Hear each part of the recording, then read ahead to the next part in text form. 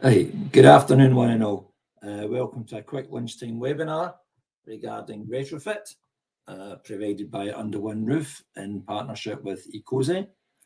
So the format of today is, unfortunately, Mike Heffron, our Chief Executive, can't make it, so you're stuck with me to introduce it and present my side of the subject, and then I'll pass you on to Demo Peeve from EcoCosi, who will give you a more detailed presentation on retrofit in tenements.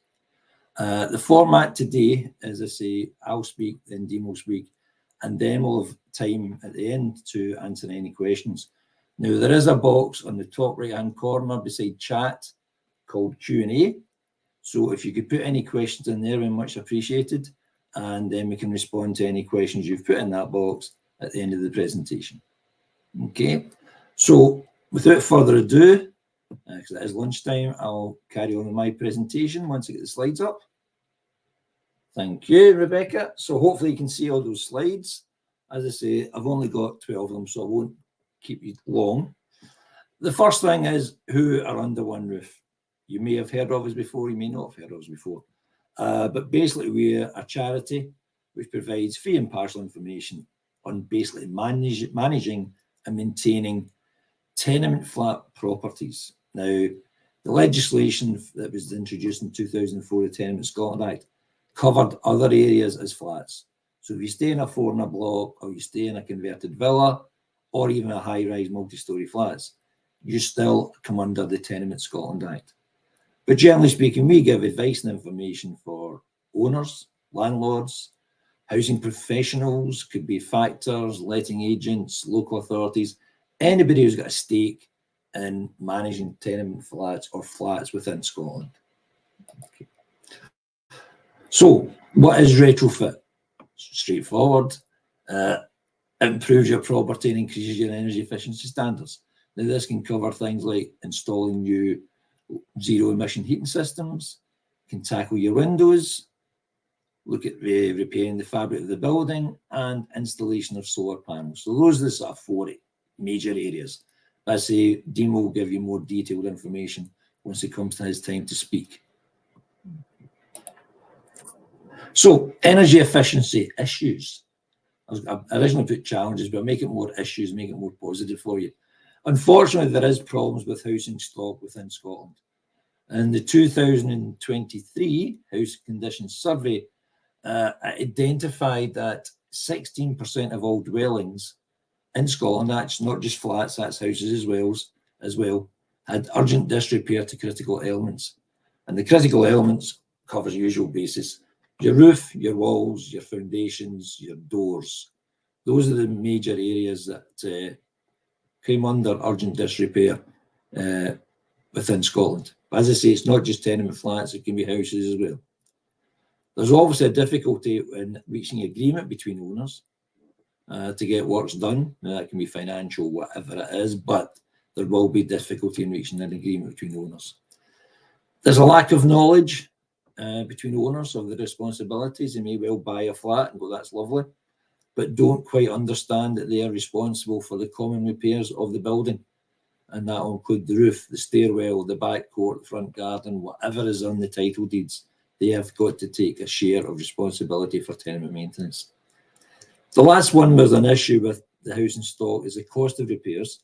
I mean, since Brexit kicked in 2016, supply costs have been higher. And then in 2020, they then kicked in COVID. So obviously a lot of contractors weren't working then. So it appears they're trying to recoup their losses. Because if you look at the cost of repairs nowadays, they're quite excessive for what you would have thought was a normal job pre-COVID. And again, you take in consideration that a lot of the owners who stay in these properties don't really have ready money to hand. So they've got limited financial resources to pay for any works required.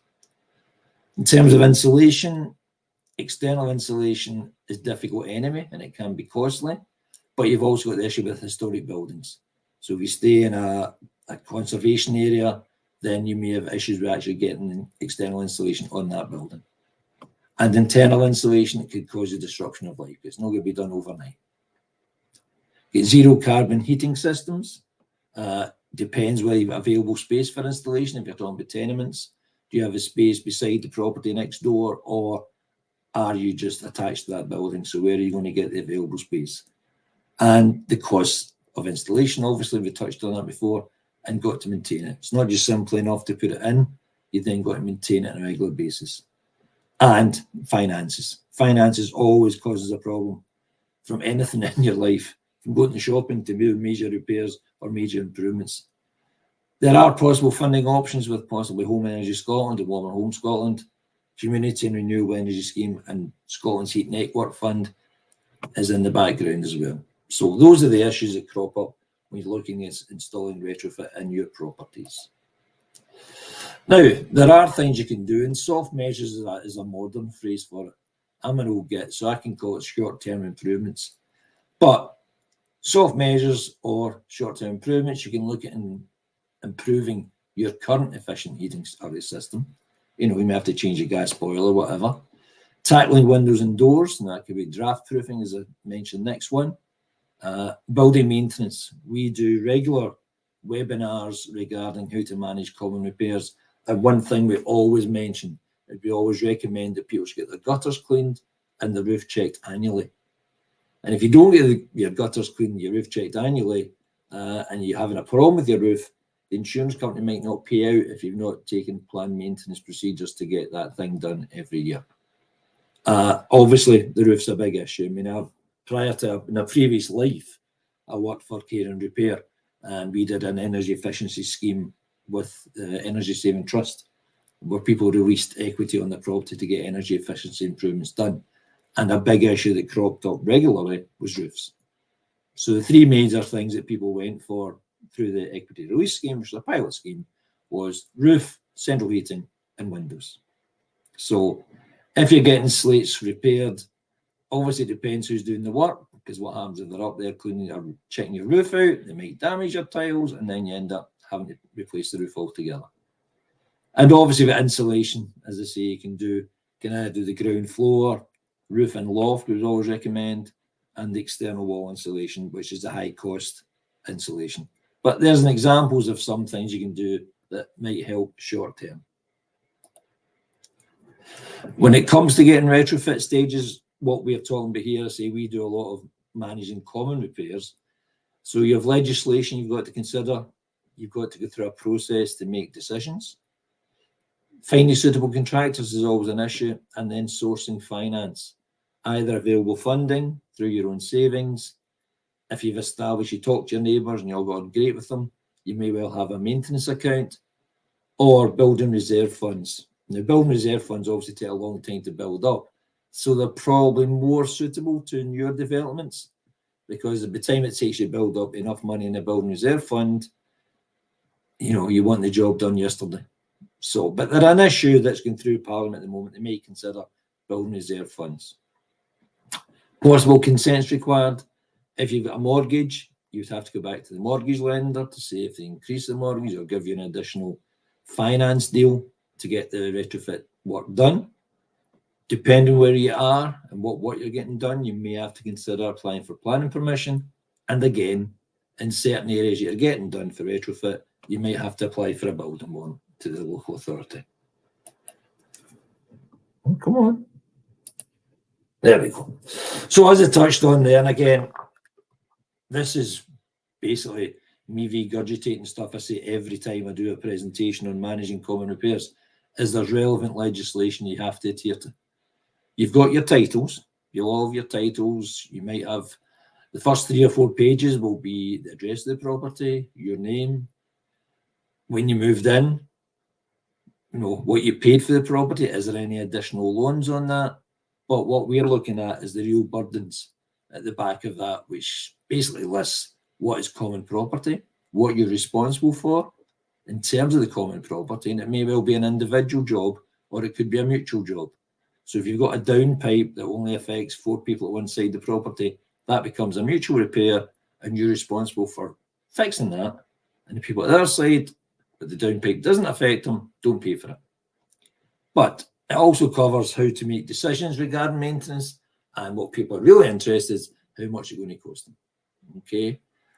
As I say, when the titles are specific on the above areas, they must be followed. Big red writing. If you go to our wonderful website, underoneroof.scot, That'll appear on most pages. If your titles cover all the bases, they must be followed.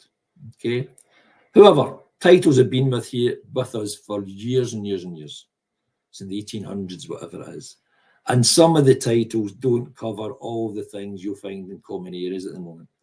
So the default position, if your titles are silent or unworkable, that's legal jargon for you and me, in certain areas, you can use the tenement management scheme. That will explain areas of the building every owner should maintain, how to come to arrangements, and again, how to share the cost between the owners. Okay, so it's the default position of the tenement management scheme if it's not covered in the titles. I mean, unworkable, just remember, we can cover that. We get inquiries every day, and sometimes we get inquiries saying that what's it said in the titles is that the shares add up to over 100%. That makes them unworkable. So then you can default back to the tenement management scheme. The 2004 Act, which introduced the tenement management scheme, now states that the roof is now a shared responsibility unless the titles say otherwise.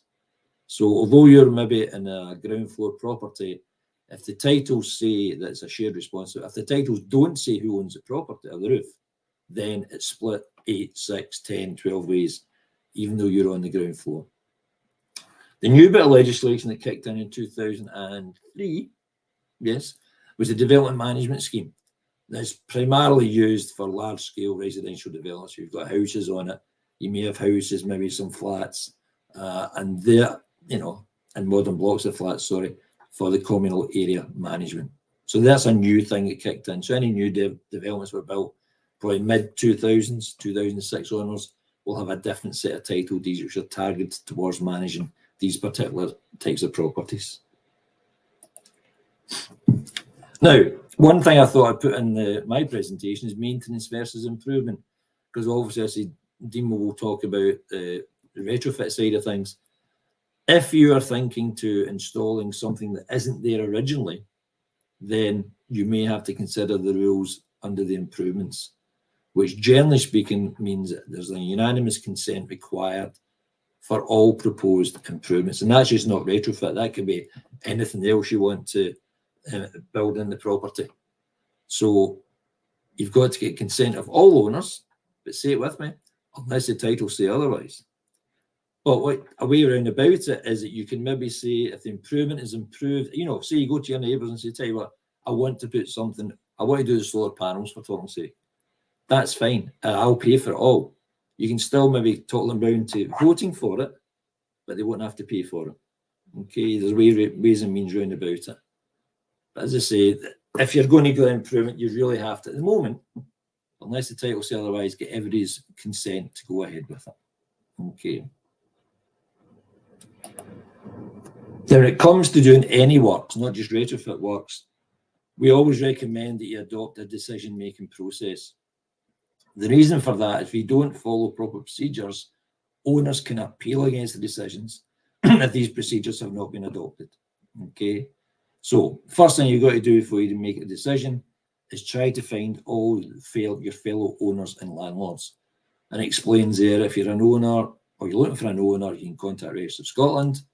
If you're looking for a landlord, you can either contact your local authority, who will have a landlord registration team, or you can contact the Scottish Landlord Register.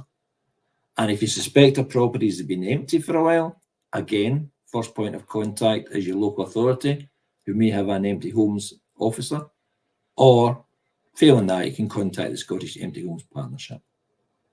But in terms of the proper procedures, once you identify all your fellow owners, you've got to hold meetings. Although the legislation says you don't formally have to hold a meeting, we would always recommend you do.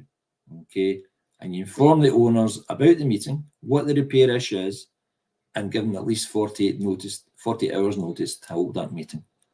Okay, like all things, as I say, owners can appeal against decisions, and they may want to take you to court because you haven't followed proper procedures. Everything should be recorded in writing. The purpose of the meeting, an agenda, minutes, and the decisions. And where a decision has been agreed at a meeting, all owners must be informed in writing. Finally, the big thing in the decision-making process is the voting process. One vote per flat, irrespective of how many people stay in that flat. in respect of many people on the title. A majority decision is required to progress, and maintenance plans are binding on all owners. And guess what? Unless the title say otherwise.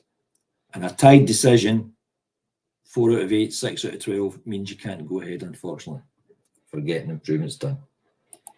Okay. Dealing with contracts, I'll just skip over this because this is in Demo's presentation. But generally speaking, you know, we always say finding contractors and dealing with contractors can be difficult. And any maintenance issue, word of mouth helps. If you know somebody who's done work before on the street, you maybe use them again. But we'd always recommend you contact local authorities to see if they get a trusted trader scheme. You get Scottish Trading Standards, Trustmark. I put down master builders and roofing contractors. There are other websites out there. I'm sure David Tennant does one, chickatrade.com. But there's other areas out here which trades a trusted trader scheme as well. So other people out there, other websites out there, you can check for contractors. When you find a contractor, you can still check these other things. Do they have public liability insurance and health and safety policy? Do they have experience in what the work they're going to do? It could be a jack of all trades company and a master of none. You'll see vans driving about the whole of Scotland with signs on the side saying we're an all trades company. Well, we're actually any good at anything. Anyway. And is there a guarantee or warranty insurance provided? And nowadays you can check the internet and social media about any contractor. Whether you believe everything you read in TripAdvisor is up to you, but sometimes they will get, you know, consistency. If somebody's saying, oh, they get 4 out of 5, and about 50 people say 4 out of 5, then you can possibly check or confirm they're an okay contractor. Okay. Nearly finished. If you've got a factor, you may well have a factor. I'm not going to talk about factors. You'll be happy to hear about that. Could do a whole session of factors. But owners are responsible for energy efficiency in the building. But if you have a factor, if you're retrofitting a tenement which involve the common parts of the building, owners might struggle to do that without factors. So factors who act as an agent on behalf of you can maybe help on that. We'd always recommend you check the written statement of service to see what they say they will do, because if you ask them to help with energy efficiency in the common areas, they may charge you extra money for that. And if you're doing major works via a factor, advance payments will be required. Okay. There's potential future legislation around the corner. The Heat in Buildings Bill has been out and kicked about and kicked up and down the street for ages, but they're supposedly nearing the end of it. I think there's more amendments coming into that. There's obviously a parliamentary working group for tenement maintenance, where they're talking about compulsory owners associations getting introduced. That's currently with the Scottish Government to be discussed. I think amendments are going towards that. Building reserve funds I touched on before are getting considered, and 5-year building inspections are being considered as well. But the only one that is getting discussed at the moment is the compulsory owners associations. EPC reform is your energy performance certificate. They're looking at that as well to try and introduce a new form of documentation for you, where they're trying to improve the energy efficiency of the property. Okay, and finally, one is heat and energy efficiency technical assessment. So all these things that can kicked about. I say the Heat and Buildings Bill is moving through Parliament. The compulsory owners associations is getting considered by Parliament. But when it was introduced, the consultation was introduced for that, and the person for the Scottish Law Commission was asked how long it was going to take. She said, how long is a piece of string? So all this legislation is getting kicked about and discussed, but there's nothing at the bottom at the moment. Okay. And last, you'll be glad to hear I'm finished, is how can Under One Roof help? We've got useful information on our website. We've actually even got a repair checker now. And what we'd always say is please use the inquiry service for Ask the Expert. You hit that button. We don't ask for your name. All we ask for is your email address, whether you're an owner, a landlord, a factor, whoever, and then put in your local authority, so we can go back to local authority and say, by the way, we got 1,000 inquiries last year from Glasgow, for talking sake, give us money. But please use the inquiry service, Ask the Expert, fill it in, and we will get back to you with a detailed reply within 2 to 3 days. And the last thing we'd always recommend, and Rebecca Combs always reminds me of this, please subscribe for our monthly e-newsletter. That will come out to you on a monthly basis via email with flavour of the month and anything that's cropped up during the Ask the Expert. It may well be a factor issue, it may well be a roofing issue. Somebody who's sent in lots of inquiries regarding a particular matter, then we'll use that as an example inquiry on that. So as I say, underoneroof.scot website, please use, if you don't use Ask the Expert, if you use the info box, it comes to me anyway, okay? And we will get back to you with a detailed reply as soon as possible. So thank you for listening. And as I say, we'll deal with question and answers at the end of it, and I will pass it on to Demo, who can give you a more professional presentation. Thank you for listening.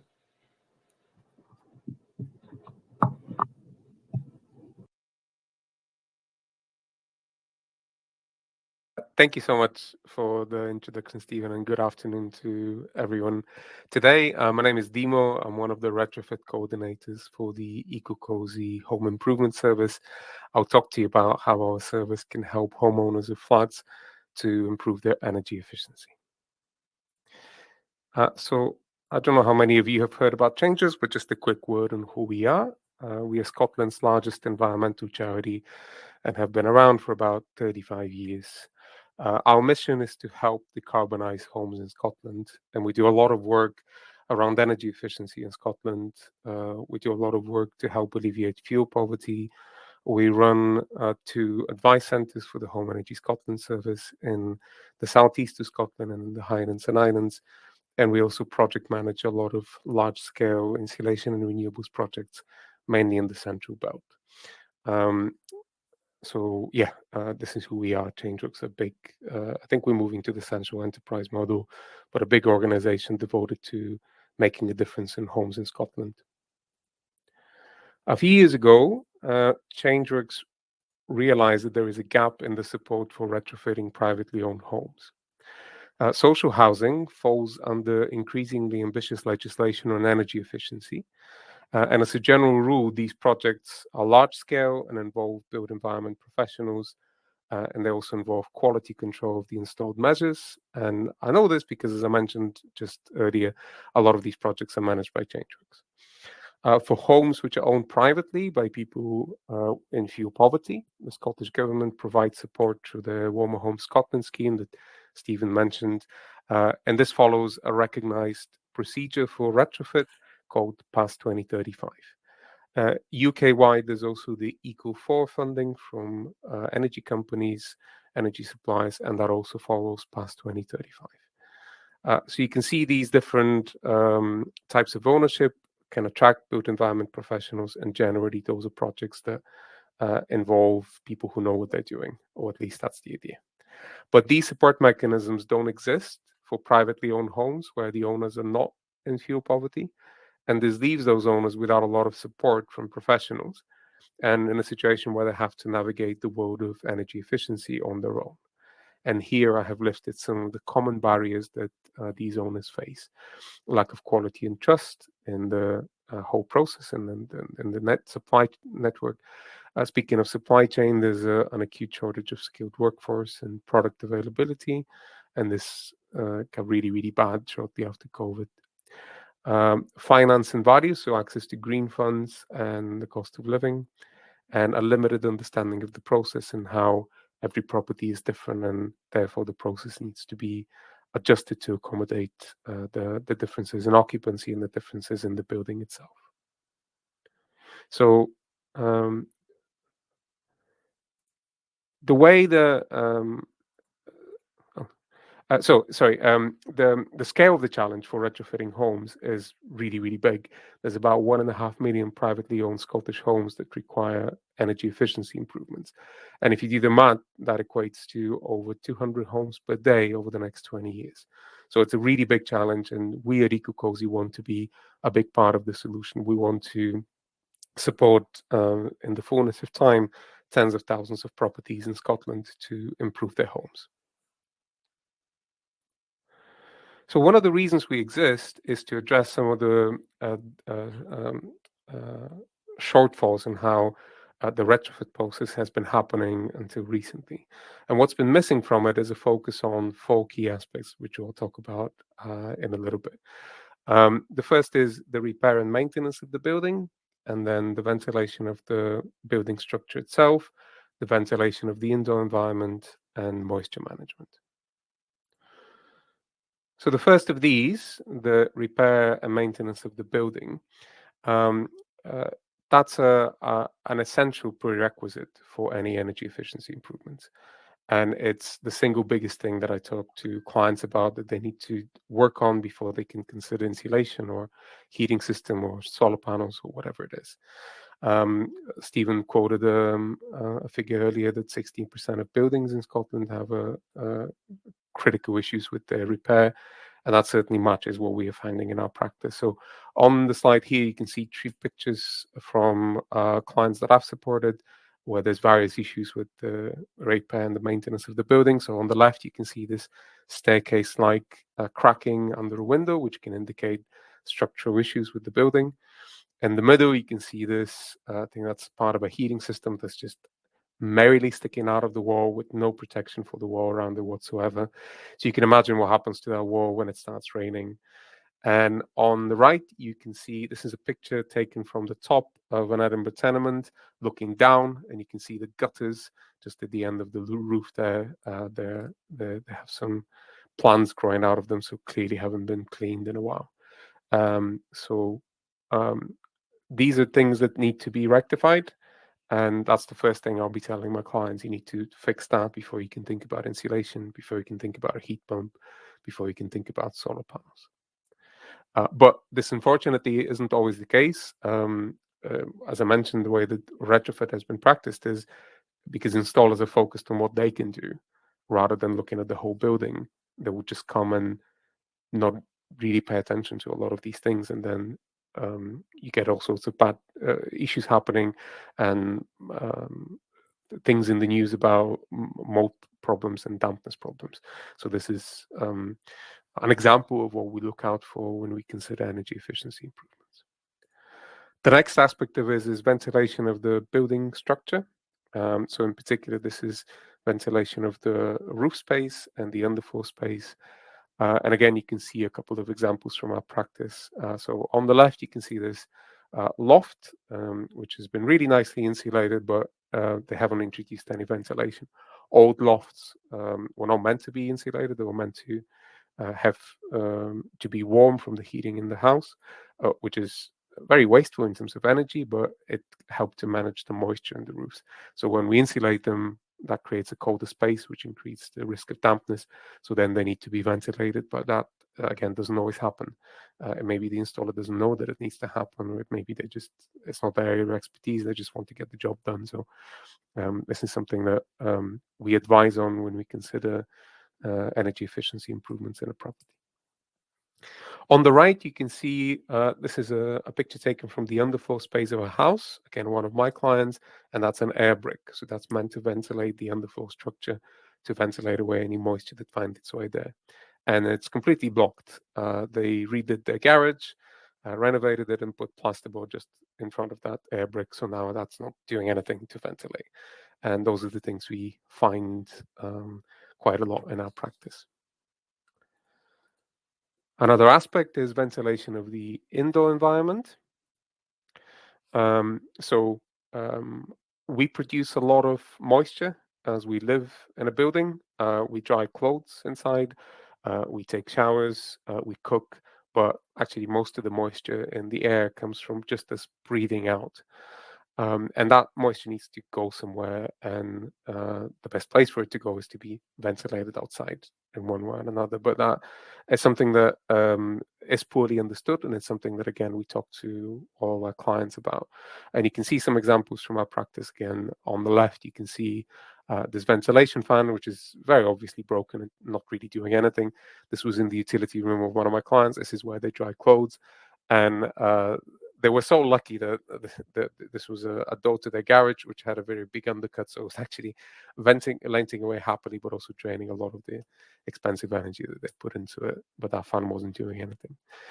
In the middle, you can see this wonderful new sash and case window in a period property in Edinburgh, but it doesn't have any trickle vents, so there's no way for fresh air to come into that space. And so that relies on somebody opening the windows, but again, because of poor understanding of how moisture is generated inside a living space and what needs to happen to it, that wasn't necessarily happening until we visited and provided advice. And then on the right, you can see what happens if you don't ventilate that moisture away. It will find the coldest spot in a room and it will condense there. And whenever you have water, you have life. So mold has started to grow at the bottom of that curtain. And these are the kind of consequences that a good retrofit should avoid. And finally, particularly for traditional properties, because I appreciate that a lot of the issues with energy efficiency relate to properties that date back to pre-1919 or solid wall construction. A good retrofit should consider how moisture is managed within the building. So traditional buildings were built with materials that are what we call breathable or vapor open. So in other words, they allow the water vapor that's generated from the outside and the inside to enter the building fabric, and then over the course of the seasons, it will be released away from the walls and the other materials that form the building fabric. So you can see some examples here. Again, showers, washing clothes, breathing, and then from the outside, wind-driven rain. So these are natural processes, and if we're making any changes to these elements, to the walls in particular, but also to the roofs and the underfloor space, we need to consider where that water vapor is going to go, and how, if we are changing the makeup of the wall, how that moisture is going to move, what will happen to it, and how we can work with the way the building was constructed as opposed to against it. Okay, so all of these things, the barriers that people face to retrofit, the lack of involvement from built environment professionals, the lack of understanding, all of this is why EcoCosi exists. We exist to help tackle this challenge and overcome these barriers so that retrofit, improving the energy efficiency of homes, can be done right, can be done in consideration of the building, the health of the building, and most importantly, the health of the occupants. So at this stage, for those of you who haven't heard of EcoCosi, need to make you aware that we are a paid-for service. I mentioned that we're part of a charity, but we're not grant-funded to provide that work. So we charge fees for our services. So I just wanted to be clear about that. The way we provide our support is through a three-phase approach, and I'll talk about each of these phases just now. The first phase is where we provide an assessment of the property and provide recommendations on improvements. Phase 2 is where, once we've identified what measures are suitable, we can then connect clients with a network of vetted installers who can quote for the work that's required. And then finally, phase 3 is where measures are actually installed, and this is where we can provide quality assurance and project facilitation. So I'll go through each of these in more detail now. The first phase is an assessment, and this is required because a lot of, as I mentioned earlier, a lot of retrofit interventions don't really consider how a single improvement interacts with the rest of the building, or nor with the people living there. So as a result, we can see some of the bad outcomes from retrofit. So, for example, dampness in the loft. If you don't ventilate it, but you insulate, or if you add insulation to a building but you don't ventilate it properly, then that can result in condensation and mold buildup. So in contrast to this problematic approach, our assessment treats a home as a series of interacting systems. So we assess how the different elements of the building interact with each other and how its occupants interact with the building. So there's a couple of ways in which we can provide that assessment for simple low-risk measures. So say your solar panels, your heat pumps. We have this free online tool called My EcoCosi, and I use this publicly available information on the property. So nobody comes to visit the property. It uses information from ordnance surveys or a previous energy performance certificate assessment to build a small scale model, high level model of the energy efficiency of the property. And then the owner can go through the process of the two, and some of the assumptions may be incorrect, so they can correct them. So say it's not a suspended floor, it's a solid floor that I have, or my building has modern double glazing instead of old double glazing, things like that. And then the homeowner, as they go through the two, they can ask the two to give a scenario with a certain improvement or a certain series of improvements, and it will provide costs and savings for each measure. It will also identify helpfully things to be aware of about each measure, and these are again on a high level, in line what I was talking about earlier. So this is kind of an initial step. So for some projects, that may be all that a homeowner needs. For more complicated projects, especially if we think talking about a traditional built property, then what may be more appropriate is the more in-depth survey, which is what we call a whole home assessment. So this is where actually somebody comes to visit the property. You can see some of my colleagues there on the right. That's a really nice picture that they took. It was before they did the survey. After the survey, they look much more tired, and I can tell you that from personal experience. So we spent about 3 to 4 hours at the property, and we check for the makeup and condition of the roof, the floor joists, the walls. So if you remember, I was talking about the importance of repair and maintenance as a necessary prerequisite for retrofit. So this is where that comes in. This is where we assess that. We also look at all existing insulation. We look at the windows and doors. We also take measurements of these. We look at the ventilation system, and we look for any signs of dampness or condensation that might be indicative of a shortage in the ventilation system. We look at the heating and hot water systems. We look at all appliances and lighting, and also energy generation, if there's any, such as solar panels. While that investigation process is happening, your retrofit coordinator, so either myself or my colleague Mark, who's in the middle of the picture there, we will talk to the homeowner about what they hope to achieve from the retrofit project, what their budget is, how comfortable they are with disruption, how they currently use energy, and whether they have any plans for the building in terms of alterations or extensions. So we try to tailor each project to not just what the building requires, but also what the owner would be comfortable with and fits within their plans for the property.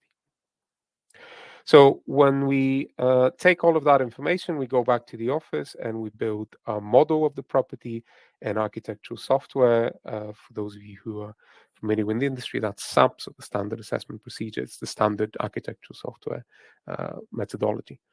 And we build a model of the property, and then we can model different scenarios. The picture you see on the slide, that's a screenshot from a sample report where you see an assessment of where the property loses heat, and that can then lead to us recommending measures to reduce that heat loss in line with the investigations that we've carried out. The report is quite detailed, contains a lot of information on each measure, and goes into a lot more detail on what needs to be considered as part of the installation of each measure. After our client has had the chance to digest that report, then we organize a debrief. So this is a session where we go through the report, answer any questions that client may have, and then agree a plan with them on how the retrofit should proceed. That takes us to the next stage of our support, which is what we call phase 2, or that's connecting with installers. So the hope is at this stage, the homeowner knows what measures they want to install. They have a rough idea of how much they will cost, and a rough idea of how much they will save them in terms of carbon emissions and financial savings. So I mentioned earlier that one of the biggest barriers to retrofit is lack of trust in the installer network, and we've done a lot of work to try to address that. So within Changelux, we had a supply engagement team that did a lot of work to create a network of vetted installers for us. This was based on recommendations from people in the industry on who a good installer is, on us reading reviews, on us visiting installer premises to see what capability they have to install certain measures. When we approach these installers, our basic proposition to them is on long-term relationships, long-term partnership. It's a basic carrot and stick. If you, we tell them, if you do a good job today, if your prices are reasonable, if you communicate well, if the quality of your work is good, then we'll keep sending you more clients. And if you don't, then we'll stop sending you clients. We don't just leave it at that, though. We also ask the installers to submit to due diligence checks. So we check to make sure they have the right certification and training. We check that they have the right insurance. We check that they're in good financial health. So we look through their latest financial statements, and then we do that once a year. We ask them to sign to our code of conduct, which places consumer protection in the center of it. And finally, we also provide clients a contract template. And this is written by our lawyers, and it can be used to contract to work with any installer, not just the ones on our network. And that, again, places consumer protection at the focus of it. I should mention at this point that the installers on our network are focused just on energy efficiency. We are hoping to add installers that can do repair of buildings in the fullness of time, because as I mentioned, this is one of the biggest barriers we find to people actually doing something, especially in tenements. So we've recognized that there's a need for that, and now we're working to address that. So we're hoping to add roofers and repair professionals to the network. But at the moment, it's just energy efficiency installers. So some clients are happy to just have the list of installers, and then they understand what's required from the project. So they will just go and contact them themselves, and then speak to the installers themselves about what's required and do the quote gathering process themselves. But some clients we found would benefit and have asked us for additional help. So this is a service we now provide where we can project manage the quote gathering process. So we can do we can organize referrals to installers directly. We can organize visits. We can attend those visits and ask technical questions of the installers. We act as a kind of go-between between the client and the installer, so we can translate the language of one to the other. And because we've done this really deep assessment of the building, then we can introduce the installer into some of the things we've discovered. So that shortens the time it takes for them to understand the building, and therefore speeds up the quote gathering process. And it also makes sure that the quotes that they provide match the requirements of the project. It's not just a quote in the abstract, but it's a quote tailored to that specific property and that specific household. We also do regular check-ins with the homeowners. We're impartial in the process, so we wouldn't recommend one company over another, but we can answer questions on how quotes differ between one installer and another. We can tell the client what to look out for, what questions to ask, and sometimes we'll ask those questions ourselves of the installers. So hopefully by the end of that process, the homeowner knows exactly what can be installed in the building, what they want to install, and they have a quote that they're happy with for that measure. The final stage of our support is the quality assurance and project facilitation. So I mentioned that at ChangeWorks we manage a lot of the large-scale projects for insulation measures and renewable measures, and as part of that we have a quality assurance team.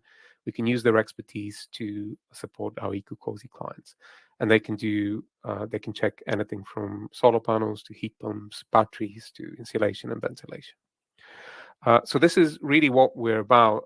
We're not here to write reports. We're not here to get quotes. We want to see Scottish homes improved, so they use less energy, so they emit less carbon. That's what drives me, gets me up in the morning, gets everyone at ChangeWorks up in the morning.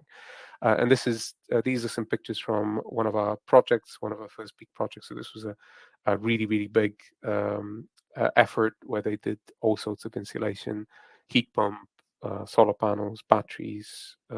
So a really big project, and these are some pictures from it. We also, as part of the quality assurance, we also do what we call project facilitation. So we don't manage the work ourselves. It's still a relationship between the homeowner and the installer. We act as advisors, but we We have a relationship with the installers. As I mentioned, we hope to work with them. Usually we work with them on multiple projects. So it's not just this building that we're improving other buildings with them. And by the time that the installation happens, we'll have typically worked with the with the client for 8-9 months, sometimes a year. So we can leverage those relationships that we have with the installer and with the client to help resolve any issues that may come up in the installation process. Because with the best of effort, construction projects don't always go smooth. Sometimes there's snagging issues. Sometimes there's a misunderstanding, especially when there's subcontractors involved. There's a lot of things that can go wrong, and we can leverage those relationships and the expertise of our quality assurance team to make sure that what's installed and commissioned is what's required and what's been quoted for. And here I have given a couple of quotes from some of our clients. I'll give you a chance just for a second to go through them. There's this one and one on the next slide.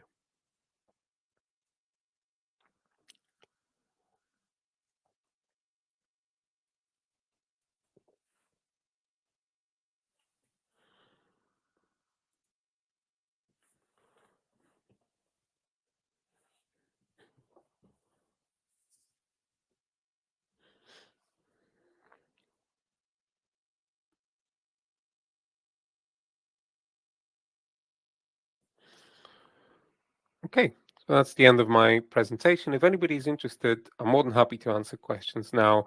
And also, if somebody would like to have a chat about the project, this is how you can reach out to us. That's our email and website and phone number, or you can just search EcoCosi online and we'll show up in that search. So I'll pass back to Stephen, and I think we can go through some questions. Thanks for that, Demo. Excellent presentation, well delivered. Very informative. Likewise, Stephen.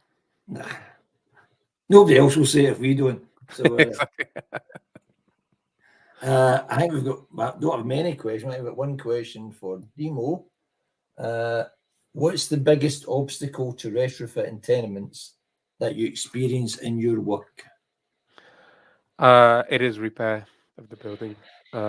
That's something that we see quite a lot, and I spend a lot of time when I write the report talking about how gutters need to be cleaned, downpipes need to be rotted, pointing needs to be redone, cracks need to be fixed before clients can install anything. And it's particularly challenging for tenement flats because of the issues that you were talking about, or organizing the neighbors to come together and get a contract out to do everything.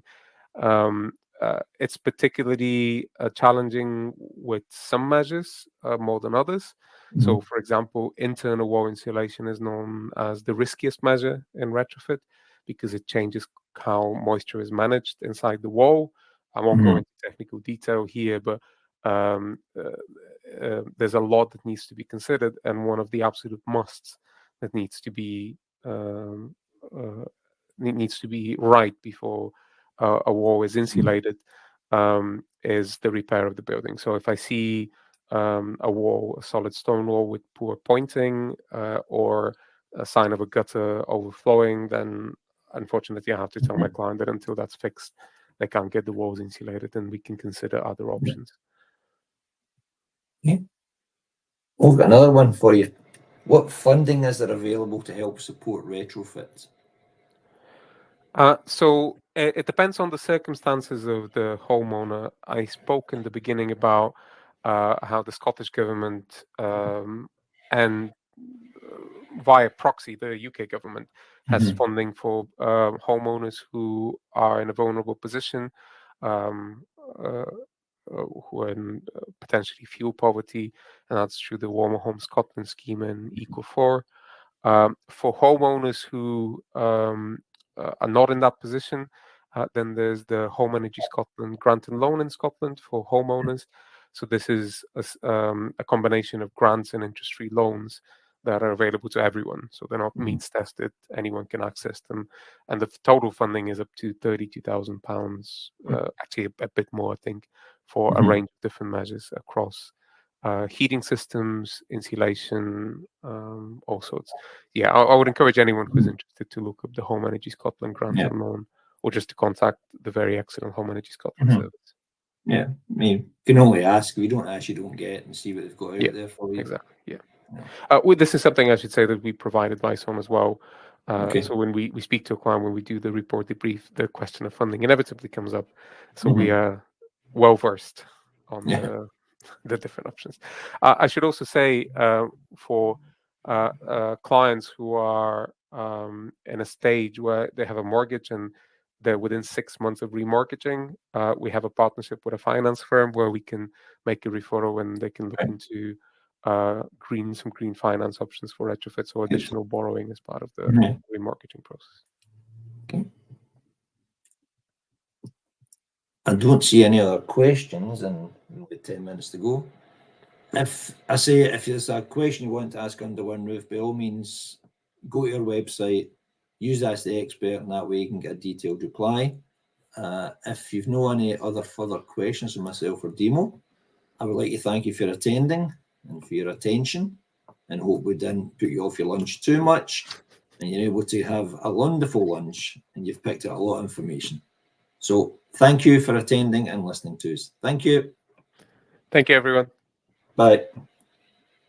So that's Rebecca. Hold on, where's she? Put that.